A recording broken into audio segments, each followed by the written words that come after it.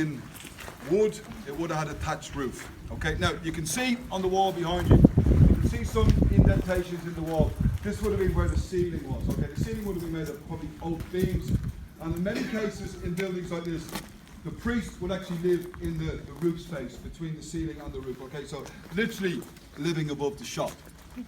But this, where I'm standing here, is the dividing line between kind of two periods in Irish history, if you like, two forms of construction, but also two different forms of Christianity. This is the old nave, okay? This building, if you look at the construction methods, this was built probably in around the 9th or 10th century. This was built by early Irish Christian believers. Now, the one thing you can see how thick the walls are. If you look at the windows here on your left-hand side, the windows here are much cruder than the later version, which I'll point out to you. These windows would not have had glass, they would have been covered with pigskin.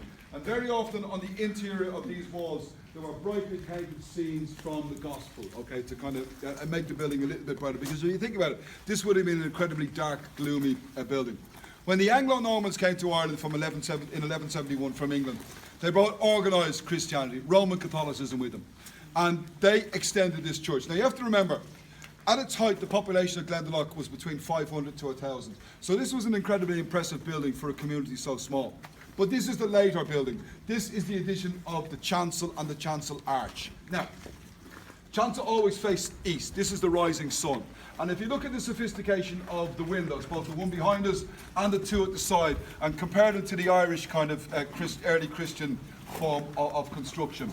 But the real difference is if you look at the arch here, you can see the chevrons, you can see the kind of delicate patterns built into the chancel arch. So this is kind of where, if you like, Irish anarchic Christian belief, which held an awful lot of pagan traditions, because when St. Patrick came to Ireland to bring Christianity, in order to make Christianity more palatable, more acceptable to the Irish, he co-opted a lot of early pagan beliefs. In a second I'm going to show you an Irish Celtic cross. You're familiar with the Celtic cross? Yeah. Where the two axes meet, there's a circle. That circle represents the sun. Now, the ancient Irish pagans worshipped the sun. So it had elements of pagan belief and Christian belief. And very often, early Irish Christian sites were built on top of existing pagan sites, just to make the transition that easier, okay?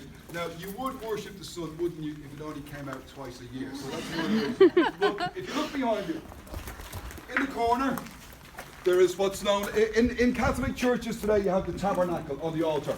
In the corner, you'll see a small little alcove. That's called the ambre. Written away by Spanish people. It's not ambry, A-M-B-R-Y. This is where the religious hosts, etc., were held. And they also built a sacristy in here to your right-hand side.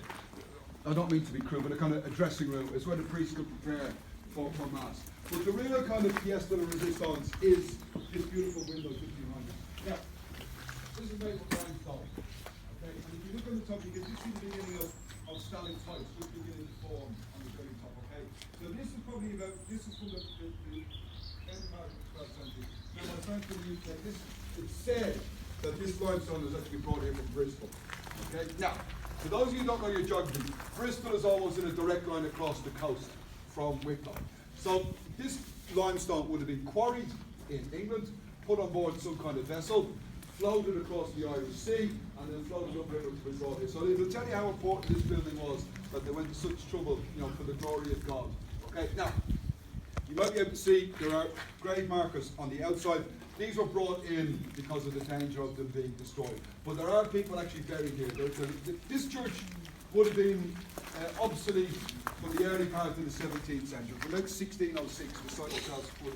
But if you paid a little bit of extra money, you could be buried inside a church. By being buried on holier ground, it meant you were one step closer to God. But of course, the church were quite willing to accept a little bit of a payment for that. Okay. Now, there's one little thing I just want to show you before we leave the church. I want you to come over here. Now, just come in here for a second, folks. This is a grave marking the final resting place of a gentleman called Walter Byrne. I'm going to be telling you about this part of Ireland was populated by two clans, the O'Byrnes and the O'Tooles. Now remember I told you on the bus how old St. Kevin lived to? Born in 498, died in 618. 120, all right? So, pinch of salt. So this gentleman here, Walter Bourne, died in 1750. How old do you think the average lifespan was for a man living in Ireland in 1750? Okay, no, you were a little bit too high. I mean, this was before medicine. This was you say around 40, 50. Okay, have a look how old Walter Bourne was when he died. 106. Okay, so, I mean, that would be the equivalent today of someone probably living to the age of 200. Now, you may notice that this 106 has been rubbed. Okay, it is believed that if you rub this 106, you get long, you live to at least the age of 106. I'm going to give you all my email address on my tour, and if you manage to make it to 106, please get in touch with me, and we know that Walter Bourne's life has been not in vain. Okay? So we're going to go out the main door. I've got 2 more things to point you to before I send you. Yeah, rub it. Avoid that.